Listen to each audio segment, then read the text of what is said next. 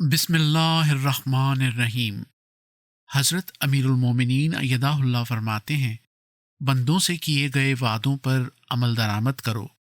بلا من اوفی بعہدہ واتقی فإن اللہ یحب المتقین، سورہ آل عمران آیت 77۔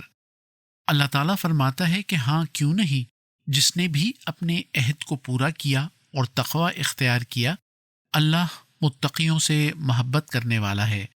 آج کل کے معاشرے میں ایک یہ بھی بیماری عام ہے کہ بات کرو تو مکر جاؤ، وعدہ کرو تو اسے پورا کرنے میں ٹال مٹول سے کام لو، جب کوئی عہد کرو تو اس کو توڑنے کے بہانے تلاش کرو، کیونکہ دوسری طرف بہتر مفاد نظر آ رہا ہوتا ہے۔ اور یہ باتیں انفرادی طور پر بھی، اور جہاں 5-10 افراد اکٹھے مل کر کام کر رہے ہوں، کوئی مشترکہ کاروبار ہو، وہاں بھی، اور بدقسمتی سے ملک سے بھی جب معاہدے کرتے ہیں تو بدعہدی اور زیادتی کر رہے ہوتے ہیں۔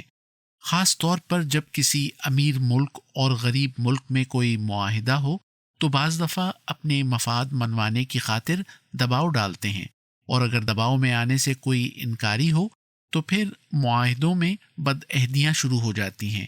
تو بہرحال یہ ایک ایسی برائی ہے جو شخصی معاہدوں سے لے کر بین الاقوامی معاہدوں تک حاوی ہے، سب تک پھیلی ہوئی ہے۔ لیکن اللہ تعالی ہم سے کیا چاہتا ہے؟